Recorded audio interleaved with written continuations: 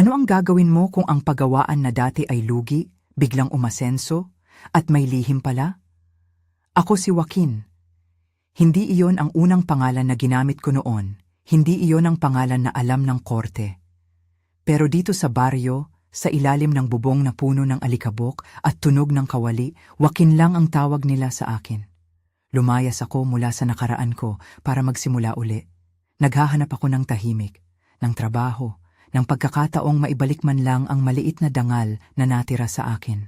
Pumunta ako sa paggawaan ng chicharon sa isang liblib na bahagi ng probinsya. Yung uri ng lugar na ang kalsada ay alikabok kapag tag-init at putik kapag umuulan, kung tawagin nila malayo sa mata ng syudad. Dito ako inabutan ng amoy ng mantika na palaging nakadikit sa damit ng mga manggagawa, ng alingawngaw ng kawali, ng maliit na radyo na nagmumura minsan sa mga balita. Sa simula, simple lang. Aling Rosalinda ang may-ari. Matanda na nga, may mga guhit sa mukha at kamay na palaging may bakas ng tuyo at malinamnam na mantika. Tahimik siya sa salita pero mabilis sa desisyon. Nariyan si Mang Herman, siya ang palaging may bitbit na panulat. Si Mando at Mandong, mga malakas ang mga balikat. At si Esteban, dati niyang assistant, palihim na nag-iingat ng mga bakas ng nakaraan ng pagawaan. At si Melissa ang nag-iiba ng ihip ng hangin sa loob ng pagawaan. Siya ang dalagang tahimik, hindi palakip ng salita. Dalang-dala niya ang walang sukat na katahimikan at isang maleta na parang may laman ng mga alaala. Mga parte ng katawan ba ng nakaraan? Hindi ako naghuhusga ng una. Marami sa amin ang may sariling kwento. May mga nagbabalik loob, may mga naghahanap ng ikabubuhay, may mga gustong lipulin ang mga pagkakamali ng nakaraan. Ako rin, pero may bagay na hindi nagbago. Kapag nag-asenso ang pagawaan, may bumabalot na usisa. Hindi sumulpot agad ang mga kakaibang bagay. Umunlad kami dahan-dahan, dagdag kita, bagong kliyente, dagdag sahod ng hindi kolorum.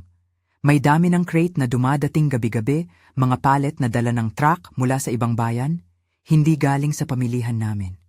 Nagbago ang ritmo ng aming paggawa. Mas maaga magbukas ng palaman sa kawali, mas matagal ang paggiling, mas mabilis ang pagbalot. May mga gabi na hindi na namin naiintindihan kung saan napupunta ang mga bilog na iyon. Una kong narinig ang bulong ng gabi ng palitan namin ng trabaho. May dala raw na kakaiba si Aling Rosalinda. Baka galing sa ibang baryo, hindi karaniwan. May nakakita raw ng malaking kahon na hindi binubuksan. May amoy sa hangin na hindi ko maipaliwanag, hindi amoy mantika lang. Isang bagay na parang lumilipas na alaala, isang samyo ng takot na munting bumabantulot bawat pag-ikot ng kawali. Si Melissa, minsan may punit sa damit. Minsan, may pahapyaw na peklat sa kanyang bisig. Minsan, mabilis siyang tumingin sa pintuan kapag may pumasok na lalaki. Hindi namin pinansin agad. Marami sa amin ang may luha sa pangalan. Ngunit habang tumatagal, habang dumadami ang crates at habang may dagdag sahod na hindi naaayon sa pagawaan namin, paano hindi magiging mausisa?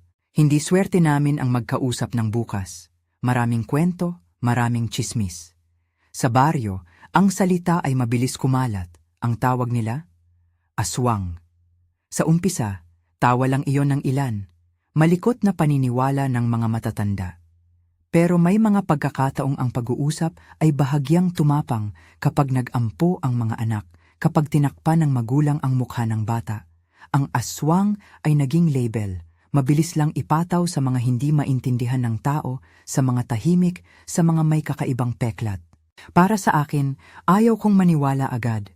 Pero gusto ko ring malaman kung bakit umuusbong ang takot na iyon sa gitna ng isang pagawaan na dati buhay lang dahil sa mantika at kawali.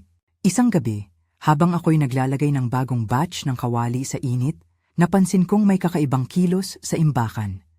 May ilaw na hindi dapat nandyan, at ang pinto ay nakalak mula sa loob, hindi karaniwan. Kahit mahirap aminin, may tinig sa loob ko na nagsabing sumilip, hindi para maniktik, para lang malaman kung ano ang laman ng mga kahong iyon na mula sa labas ng aming barangay. Sinundan ko ang senyales, hindi agad, dahan-dahan lang. Hindi ako mag-isa sa loob ng pagawaan, Hindi ako magtatangka mag-isa sa isang bagay na maaaring magbukas ng pintuan sa panibagong problema. Kinausap ko si Mang Herman. Siya ang may malasakit, hindi ang uri ng tao na nagpapanggap. May kakaiba, ang sabi ko. Bukas ang imbakan kagabi, hindi ganon dati.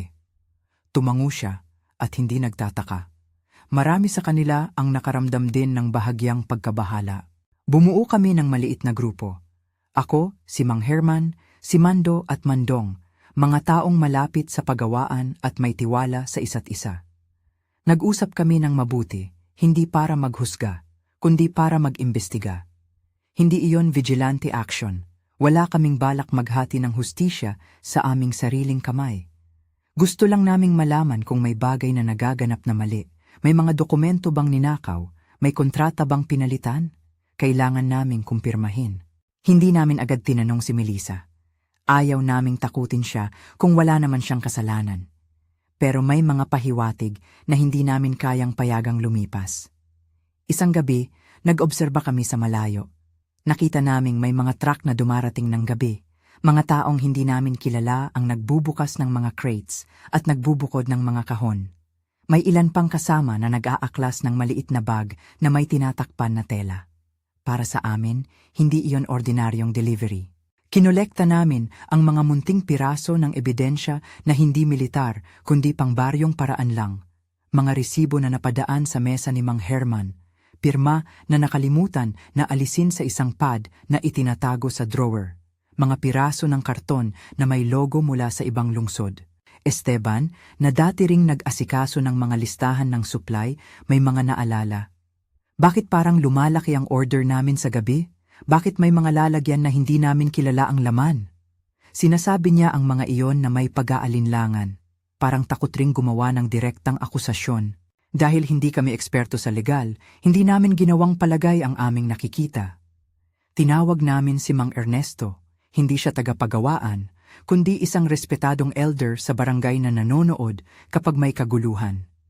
Minsan siya ang tagapamagitan sa pagtatalo ng magkakapitbahay at alam namin na bibigyan niya ng timbang ang mga dokumentong igigiit namin. Pumayag siyang tumingin at tumulong sa amin magplano. Hindi dapat kayo mag-isa. Kung may kakaiba, dapat ninyong patunayan. Ang tsismis, hangin lamang. Ang ebidensya, may pamatunay. Sinundan namin ang proseso ng maingat. Hindi kami nagmukhang mga tayuhin na naglalakad sa gitna ng gabi. Nag-imbak kami ng mga larawan ng mga crates gamit ang cellphone. Mga larawan na may petsa, oras at kung sino ang nagdala. Kinuha namin ang mga resibo, hindi namin inimbento. May pirma sa isang pad na naputol ang sulat na hindi tugma sa pangalan ng regular na supplier. Dahil dito, napansin namin na may pattern. Mga delivery na lumalabas sa talaang hindi tugma sa order namin. Mga crate na binubuksan ng walang dalang personnel sheet. Mga palitan ng pera na hindi pumapasok sa listahang pinaghuhugutan ng aming accountant. Habang nagpupursigi kami, ang tsismis ng baryo ay nagsimulang magbago ng anyo. Ang mga kwento ay nagiging mas mabigat. Ang usapan sa kanto ng tindahan, sa tabo ng sari-sari, may mga tingin sa aming direksyon. Ang tawag na aswang ay bumabalot ng halos lahat. Isang madaling salita para sa isang hindi maipaliwanag. Nakakalungkot, dahil ang isang salita na galing sa takot ay maaaring magwasak ng reputasyon ng kahit sino. Minsan, nakikita ko si Melissa na nagbubuhat ng malamlam na tingin. Hindi ko alam kung anong daladala niya. Hindi namin inaakusahang agad, ngunit ang mga tao, lalo na ang mga takot, mas mabilis magsabog ng hatol kaysa magtanong. Napagdesisyonan namin na hindi namin hahayaang ang tsismis ang magtulak sa amin sa paghuhusga. Gusto namin ng klarong ebidensya. At kapag may ebidensya na kami, sisimulan namin ang isang proseso na maayos. Papunta sa barangay council, ipapakita namin ang dokumento kay Mang Ernesto, kukumpirmahin namin sa pulis. Hindi kami magpapasabog ng kasiraan. Sa loob ng ilang linggo, naglaho ang mga gabi nang hindi namin sinusuri. Matalino kami. May gabi kaming pumapasok ang grupo sa imbakan nang walang ingay. May gabi na nagtatago kami sa likod ng taniman at sinisilip ang sasakyan. Nakakuha kami ng maliit na video mula sa cellphone ni Mando Hindi malinaw ang mukha ng driver, pero kitang-kita ang mga crate na hinahatak papasok, nakadokumento. Nakakita rin kami ng maliit na kahon na may sulat na hindi namin kilala. May barcode na hindi tumutugma sa inventory list namin. Tila may dalawang sistema na umiiral sa loob ng operasyon, ang opisyal na talaan at ang lumalago sa dilim. Hindi naman kami nagtataka na may sino man na gustong pagsamantalahan ang pagkakataon.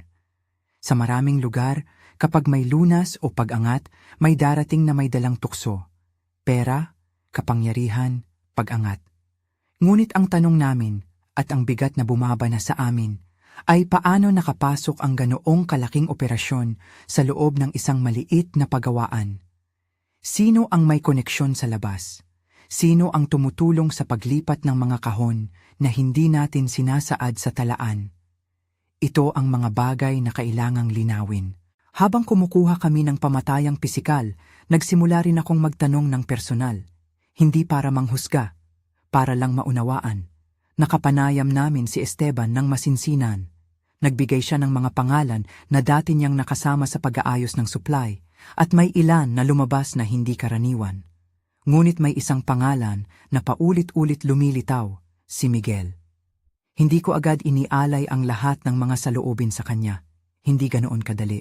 Ngunit ang sabi-sabi ng mga manggagawa, mga palihim na pag-uusap ay may iisang common denominator.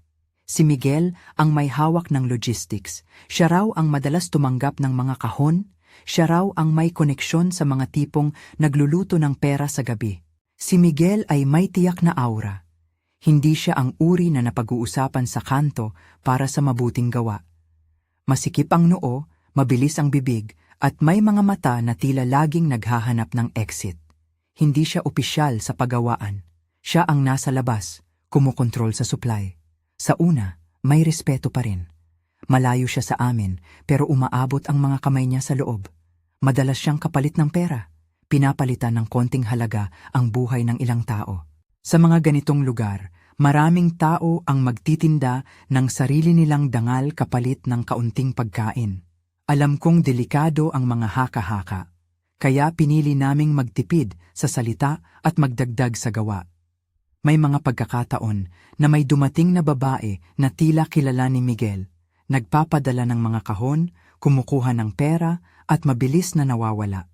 Hindi malinaw ang papel ni Melissa sa mga pagkakataong iyon.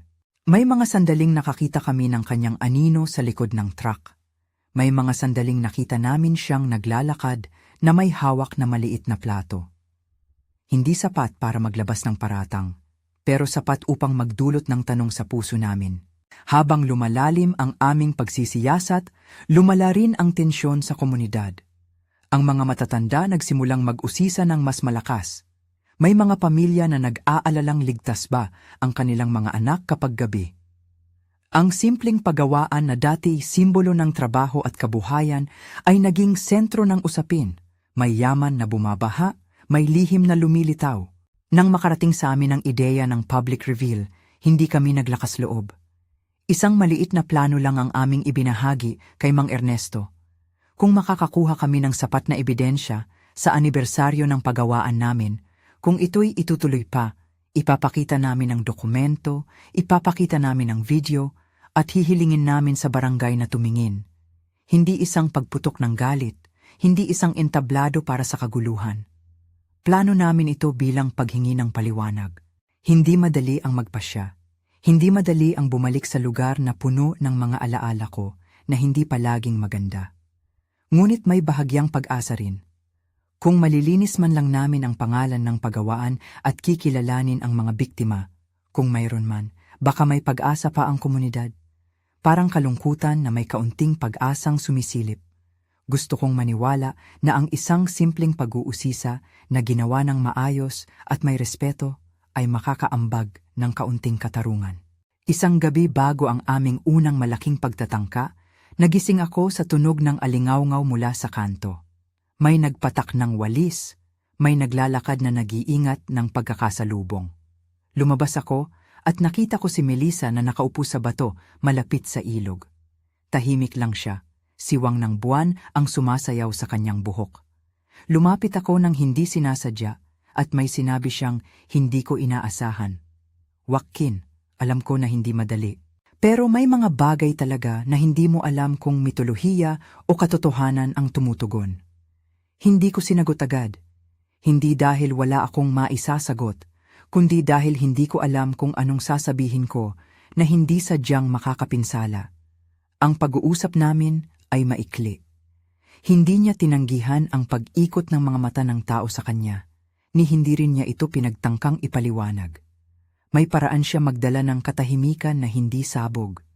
Para siyang sinulid na hinabi ng isang kwentong maraming bilat. Habang papalapit ang araw ng selebrasyon ng paggawaan, mas nagiging mabigat ang hangin. May amoy ng mantika, oo, ngunit may kasama ring ibang samyo. Parang panahong nag-aalab ang usok bago sumabog ang apoy. Alam kong may kailangang harapin kami. Alam ko ring kung mali ang aming titingnan, marami ang masisira. Kung tama naman kami, maraming buhay ang maaaring mabago.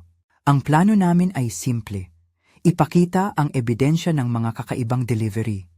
Ipakita ang mismatch sa mga resibo, ipresenta ang mga video, at hingin sa barangay ang pag-imbestiga ng mas mataas na awtoridad. Hindi kami naghahanap ng pagsira. Naghahanap kami ng paliwanag. May tanong ako na paulit-ulit bumabalik. Sino ang tunay na aswang sa istoryang ito? Ang mabilis mag-akusa o ang tahimik na may sinusunod na lihim? Ngunit ang sagot ay hindi agad makikita sa gutay-gutay na katibayan. Kailangan ng tapang at pagkakaisa. Sa huling gabi bago ang anibersaryo, nagtipon kami sa likod ng paggawaan. Tinitingnan ko ang mga mukha ni Mang Herman, Mando, Mandong. May pagod sa mata, may takot, at may determinasyon. Pinag-ingatan namin ang lahat. Ang mga larawan, ang resibo, ang video. Nailagay namin ang mga ito sa isang maleta, hindi dramatiko. Isa lamang itong maliit na kahon na puno ng katibayan. Bawat isa sa amin ay may hawak na responsibilidad. Hindi sisirain ang reputasyon ng hindi mapapatunayan at hindi titigil hanggang makuha ang sagot. Hindi ko maalis ang tunog ng putik sa ilalim ng aking mga paa. Hindi ko rin makalimutan ang mga mata ni Tio Tuning noong tinuro niya ako isang gabi at sabihin, "Anak, tandaan mo, hindi ang takot ang dapat maghari, kundi ang katotohanan." Hindi na ako bata noon. Ngunit may maliwanag na tinig na nagsasabi na ang katotohanan, kapag dala ng maayos, ay may kakayahang magpagaling. Hindi lahat, ngunit kahit paano. Umalis kami ng maaga kinabukasan, dala ang mga dokumento at puso na mabigat. Hindi ako sigurado kung ano ang mangyayari kapag nagbukas ng isang kahon ang buong baryo, kapag napuno ang amkamer ng tanong at sagot. Ang isang bagay lang ang malinaw. Hindi ko pinili ang madilim upang magtago. Pinili kong maglabas ng liwanag na may katibayan. Habang naglalakad kami papasok sa plaza kung saan gaganapin ang selebrasyon, nasilip ko ang mga mukha ng mga tao. Ang ilan ay may ngiti, ang ilan ay may kurbatang pagkabalisa. May ilan rin na tila may pinipigilang alakdang pag-aalab. Hindi pa dumarating ang sandali ng pagbubukas ng maleta. Ngunit alam ko, sa isang iglap, maaaring mag-iba ang lahat. Pumasok kami sa plaza habang unti-unting tumitibok ang puso ko. Ang mesa para sa selebrasyon ay napalibutan ng mga lamesa ng pagkain. Ang banderitas ay kumakaway sa hangin. May mga batang naglalaro sa gilid na hindi alam ang bigat ng mga matang nakatingin sa kanila. Hindi pa dumarating ang sandali ng pagbubukas ng maleta, pero ramdam ko na ang lahat ay parang nasa hangganan, parang paghihip ng hangin na bago dumating ang unos. Kung may kilala kayong kwento katulad nito, i-share ng mahinahon sa comments. Umupo kami sa harap, tahimik lang. Si Mang Ernesto ang unang nagsalita. "Mga kapwa, hindi ito ang oras ng paghatol," ang sabi niya, malumanay pero matatag. "Ipapakita natin ang ebidensya, hihilingin natin na tingnan ng pulis at ng barangay council ang mga ito. Huwag natin hayaang ang tsismis ang maghari." Tiningnan niya ako at tumango. Ito ang sandali na pinaghandaan namin. Binuksan namin ang maleta. Hindi ito dramatikong eksena ng pelikula. Maliit lang ang kahon, puno ng papel at ilang larawan, isang USB stick na inilipat namin mula sa cellphone ni Mando. Bawat piraso ng ebidensya ay may kwento. Resibo na hindi tumutugma sa aming talaan. Piraso ng karton na may logo ng malayong lungsod, mga larawan ng truck at mga kahon na kumukuha ng error sa inventory. Pinakita namin ang video clip.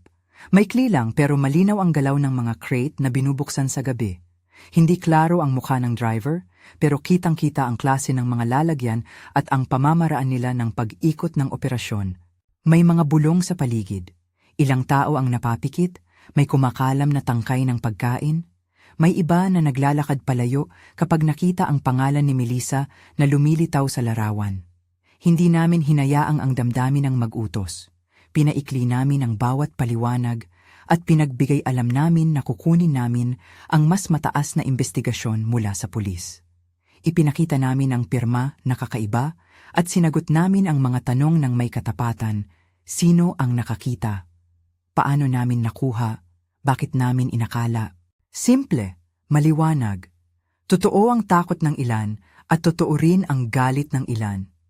Bigla, may kumaluskos sa gilid ng plaza. Mabilis, parang hangin. May sumilip sa gilid ng damuhan, si Miguel.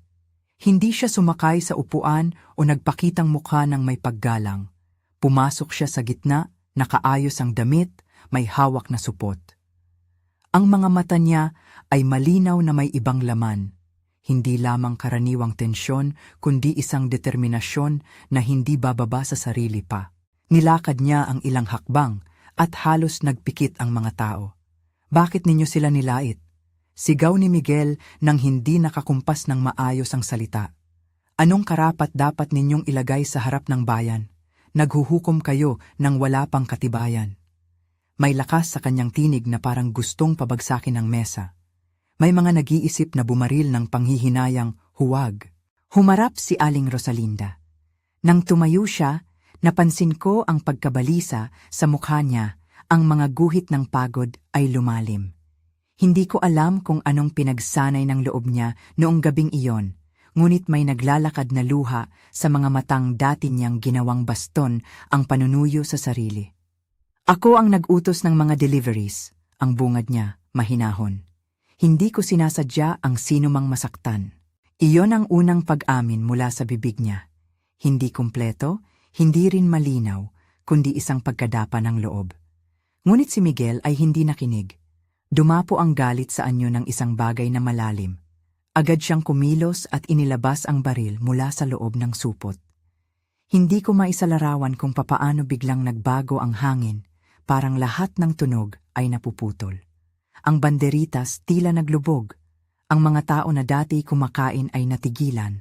Nakita ko si Tio Tuning, nakatayo, ang kanyang mukha, puro oras at pagod, lumabas sa anyo ng isang tao na handang ipagtanggol ang katahimikan ng lugar. Putulin na natin nito, sigaw ni Miguel habang hawak ang baril.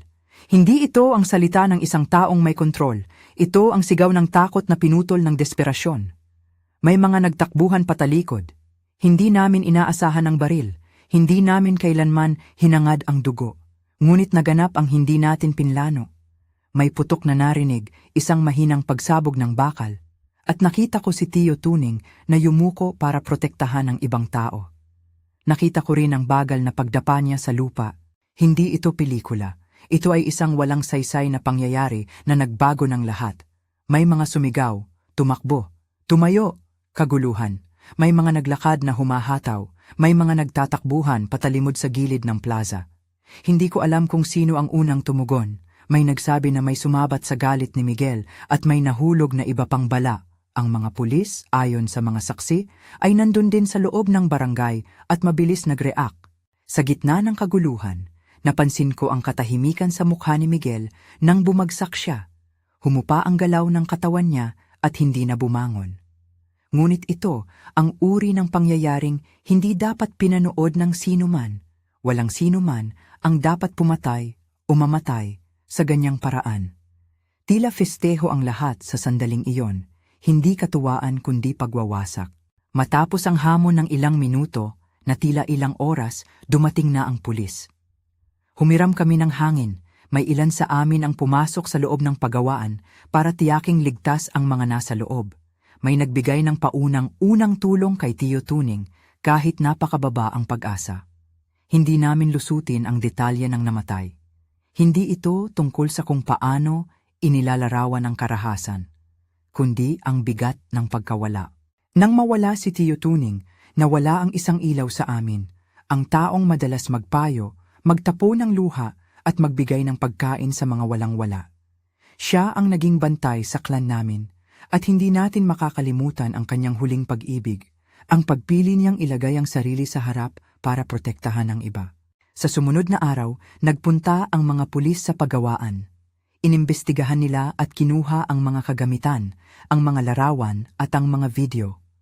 Ayon sa police report at sa testimonya ng mga saksi, may ilang aresto, may mga taong dinala para sa karagdagang pagtatanong, at may mga piraso ng ebidensya na isinailalim sa laboratorio. Hindi ako mag-aangkin ng kumpletong hatol. Ang mga pangalan na lumabas sa investigasyon, ayon sa mga tala at sa mga testimonya ng pulis, ay pinangalanan at inusisa. Si Aling Rosalinda ay nagbigay ng paliwanag at, ayon sa mga saksi, nagpakita ng pagsisisi sa harap ng mga naulila. Sinabi niya na may mga taong nag-aalok ng pera para takpan ang dokumentasyon at may mga lihim na kontrata na hindi napasok sa aming opisyal na talaan. Ngunit ang lahat ng ito ay inakusahan batay sa ulat, hindi hatol pa ng korte. Si Melissa, ang tahimik na dalaga, ay ginawang sentro ng maraming haka-haka. Marami ang nagtuos sa kanya. May nakita raw sa likod ng truck, may nakita raw na sumasama siyang maglabas ng isang maliit na kahon. Mabilis na punta sa kanya ang mata ng komunidad.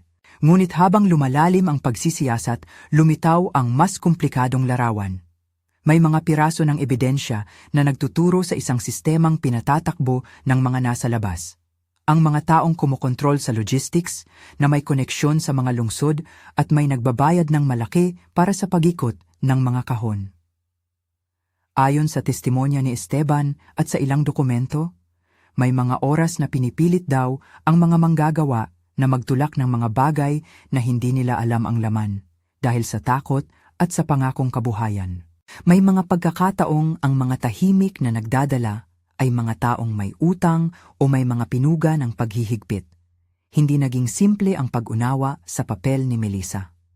May mga datos na nagpapakita na siya'y pinilit o nandoon bilang tagasundo ng maliit na bagay, hindi bilang mastermind.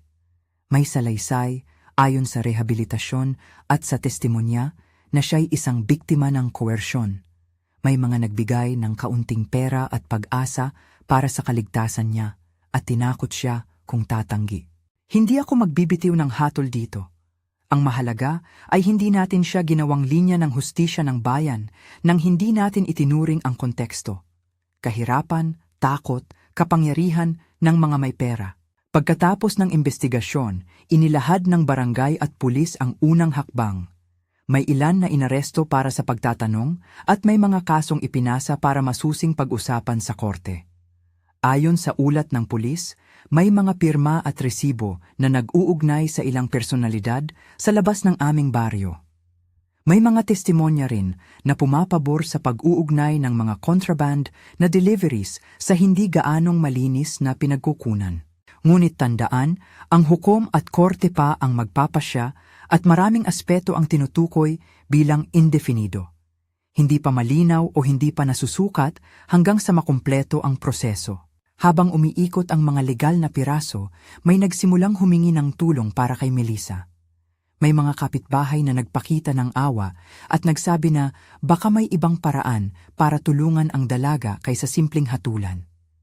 Ipinadala siya sa isang maliit na programang rehabilitation at counseling na sinimulan ng barangay kasama ang ilang NGO na tumutulong sa mga biktima ng coercion. Hindi ito instant healing. May mga araw na hindi siya lumalabas ng kwarto at may mga umaga na tahimik na siya'y naglalakad sa tabing ilog habang hawak ang isang maliit na palad na puno ng alitaptap. Dito nagsimula ang pinakamahirap at pinakamagandang bahagi, ang muling pagbuo ng komunidad. Hindi agad-agad na ayos ang lahat dahil may bakas ang nangyari. ang lugar ay hindi tulad ng dati. Ngunit may mga hakbang na ginawa. Una, livelihood seminars para sa mga naiwan ng pagawaan. Tinuturuan silang gumawa ng iba pang produkto, magtanim para sa sarili nilang subsistence, at magbuo ng mga micro-enterprise. May counseling sessions para sa mga traumatized, hindi lamang para sa mga direktang biktima, kundi pati na rin sa mga nakasaksi. May barangay dialogues kung saan pinag-uusapan ang mga pinagmulan ng problema. Hindi lamang iisang individual ang sisihin, kundi ang sistema na nagbigay daan sa ganitong uri ng panluloob sa amin. Si Melissa, unti-unti, sumabay sa mga sessions. May mga sandali na nagbuntong hininga siya sa akin at nagsabing, "Joaquin, hindi ko talaga alam kung paano ko sisimulan muli." Sinagot ko siya ng hindi palusot. "Hindi madali, pero hindi ka nag-iisa." Hindi ko sinasabing maganda agad ang kalalabasan. Sumunod siya sa programa. Nag-aral ng livelihood training, natutong magtahi ng simpleng bag gamit ang mga lumang karton at tela mula sa pagawaan at dahan-dahang nagkaroon siya ng kumpiyansa na pumasok muli sa mundo. Hindi lahat ng tao babalik agad sa dati. Ngunit may pag-asa na hindi nagpapamana ng lihim ang kanilang tinig. Hindi nagtagal, nagsimulang may mga tao din sa komunidad na nag-aalok ng trabaho sa ibang lugar. Nagkaroon ng proyekto na pinangalanan naming Bayanihan ng Pag-asa, hindi isang napakalaking programa, kundi maliit na tulong. Microloans na may mababang interes para sa mga nais magtayo ng maliit na negosyo, pagsasanay sa financial literacy at mga kooperatiba para sa mga naghahanap ng mas maayos na pagkakakitaan. Ito ay hindi milagro. Ito ay simpleng tugon sa suliraning sistemiko. Maliit na pondo, maliliit na hakbang at pagbubuo ng tiwala. Samantala, ang pangalan ni Miguel ay hindi agad nawala sa aming isip. Marami ang nagtanong kung bakit siya nagmadali. May nagtanong kung sino ang nagbunsod sa kanya. May nagtanong din kung may iba pang kumokontrol sa labas. Ang totoo, maraming tanong ang nananatili. Ayon sa police report, may mga koneksyon siyang nasa labas ng baryo at may ilang nagpapakita ng malalim na transaksyon. Ngunit ulitin ko, ang hukom at korte pa ang magbibigay ng wakas. Para sa amin, ang nawalan ng buhay, si Tio Tuning, ay isang bagay na hindi na maibabalik pa. Ang pagkawala niya ang nag-iwan ng bakas na malalim sa aming mga puso. May isa pang usaping lumitaw, paghingi ng tawad ni Aling Rosalinda. Hindi ito paliban, personal siyang lumapit sa mga pamilya ng mga naapektuhan at humingi ng kapatawaran. Sa kanyang mga luha, sinabi niya na hindi niya sinadyang maging kasangkapan sa masamang gawain. May mga tao akong pinakinggan dahil inaakala kong dadaan ito sa amin, ang sabi niya. Hindi ko inisip na lalalim ng ganito. Ang kanyang paghingi ng tawad ay nakakaalimbukay ng pinaghalong kahinaan at pagkakamali. Hindi ito naglilinis ng sala, ngunit ito ang simula ng pagpapahayag ng pananagutan sa panlipunan. May ilan na tinanggap ang tawad, may ilan na hindi. Mahalaga na ang mga nawala ay hindi naging usad-palatandaan lang ng simbolo. Kailangan may hustisya na babantayan ng korte. Makalipas ang ilang buwan, nakita ko ang pagbagal ng pag-usad ng kaso. May mga pagdinig na sinalihan ng ilan sa amin bilang testigo. May mga pagkakataon na kinailangan naming magbigay ng pahayag ng paulit-ulit. Hindi ito madali. Ngunit sa gitna ng proseso, nagkaroon din ng pagkakapit-bisig ang ilan. Ang mga naulila ni Tio Tuning ay nabigyan ng konting ayuda mula sa community fund. Si Melissa, sa tulong ng NGO, ay nakakuha ng scholarship sa isang vocational course. At ako, sa kabutihang loob ng ilang kapitbahay at ng lokal na opisina, ay tinulungan upang makakuha ng lisensya bilang community worker. Isang maliit na pagkakataon para ma-redirect ang aking buhay mula sa nakaraan ko. Minsan, habang naglalakad kami ni Melissa palakad-lakad sa kalsada, napatingin siya sa akin at nagtanong, "Joaquin, paano mo nagawang magpatuloy?" Sabi ko sa kanya, hindi ko sinabing tapos na. Tinanggap ko lang na may dapat gawin, lumakad pa rin kahit mabigat. At yun ang totoo. Ang paghilom ay araw-araw na desisyon. Hindi ko nais gawing moralizing ang aming kwento. Ayokong gawing lesson na nakasanayan namin. Gusto ko lang ilahad na may mga araw na hindi mo alam kung paano mo kakayanin. Pero may mga kamay na pwedeng humawak kung handa kang tumanggap. Ang komunidad din ay nag-umpisang mag-usap tungkol sa etika ng pag-uugali. Hindi lamang ang paghatol sa iba, kundi ang paraan ng pag-aayos ng problema. Ang transparency sa bookkeeping. Ang requirement na may mga opisyal na mag-verify sa bawat delivery. Ang sistema ng pagkakaroon ng inventory na madaling makita ng lahat. At ang pagsasanay para sa mga manggagawa kung paano magsabi kung may tinatago. Hindi ito napakaraming solusyon, ngunit ito ay mga simula. Napagtanto namin na ang pagbulok ng sistema ay hindi dala lamang ng iisang tao. Ito ay bunga ng kakulangan ng opportunity, kahirapan, at ang kagustuhang takpan ang mali. Makalipas ang 1 taon, may maliit na selebrasyon uli, hindi para sa pagdiriwang kundi para sa pasasalamat. Nagtipon ang barangay para sa isang community forum. Inimbitahan ng pulis, ang ilang NGO at ang mga tagalungsod na tumulong sa training. Naging inspirasyon ang kwento ni na Melissa at ng iba pang mga nakaligtas. May mga talumpati, hindi sermon kundi mga testimonya, na nag-udyok sa amin na palakasin ang mga mekanismo ng proteksyon. May mga musika, may pagkain, at may mga luha. Naalala ko ang mga sandaling iyon at hindi ko maiwasang magngingiti sa gitna ng lungkot. May mga tao na humihiyaw sa kanto na dati ay natuto ng lesson. At may mga kabataan na nagtanong tungkol sa kung paano hindi maging bahagi ng ganitong sistema. Hindi mawawala ang alaala ni Tio Tuning.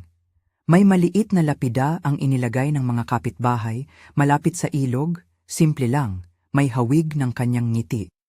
Hindi bigong tandaan ang sakripisyo niya. At hindi rin namin nais gawing malalamig na monumento ang kanyang pagkamatay. Ginawa namin siyang paalala na ang pagkilos para sa katotohanan ay may katapat na tungkulin sa sistema. Ang pagsusulong ng hustisya na hindi nagpapabaya sa mga biktima. Marami sa amin ang nagtanong noon at hanggang ngayon, sino ang tunay na aswang? Bago, ang sagot ay mabilis. Ang mga tahimik, ang may kakaibang peklat, ang dalagang hindi nagsasalita. Pero matapos ang nangyari, mas malalim ang pangunawa namin. Ang aswang na kinalaban namin ay hindi nilalang na umiikot sa gabi. Ito ay sistema, kahirapan, tukso ng pera, kapangyarihan na nagmumula sa koneksyon, at ang katahimikan ng komunidad na nagpapabaya. Ang aswang ay minsang isang ugnayan ng mga taong nagpapatakbo ng mali sa loob ng legal at ilegal na daan. At minsan, ang aswang ay ang ating pagtiltil sa iba nang hindi inaalam ang konteksto. Ang label na ito, madaling ibigay, ay maaaring makapatay ng reputasyon at magtulak ng karahasan. Ngayon, tumutok na ang aming barangay sa pagbuo ng proteksyon. May mga hukuman sa barangay na nagsusuri ng reklamo. May mga programa para sa pag-monitor ng inventory. At may mga grupo ng kabataan na nagsasanay para maging watchdogs ng operasyon. Hindi para makialam ng walang batayan, kundi para matiyak na ang transparency ay hindi haka-haka lamang. Ang prosesong ito ay mabagal. May mga hadlang at may mga araw na ginugulo pa rin ng mga lumang takot. Ngunit may galak din sa maliliit na tagumpay. Isang pirma na hindi na kinakaligtaan. Isang delivery na ngayon may personnel sheet. Isang dalaga na nakumpleto ang training at nagsimula ng maliit na negosyo. Si Melissa at ako, hindi ko itinatanggi. Nagkaroon ng mga sandali ng pagkalito at ng mga pagtutol ng komunidad. Ngunit sa paglipas ng panahon, kami nag-commit na hindi takasan ng bagay. Nagpakasal kami sa isang simpleng seremonya sa tabing ilog. Hindi kami nagkaroon ng marangyang handaan. Nag-alay kami ng isang maliit na pagtitipon para sa mga taong nandyan sa oras ng kaguluhan, para kina Mang Ernesto sa mga nag-alalay ng pera para sa rehabilitasyon, sa mga kapitbahay na nagdala ng pagkain habang kami nananaw. Nang dumating ang aming anak, isang maliliit na pag-asa, naging simbolo siya ng panibagong pagsubok, ng muling pagsisimula. Hindi namin inaakala na magiging madali. Alam naming may mabibigat na sandali pa ring paparating.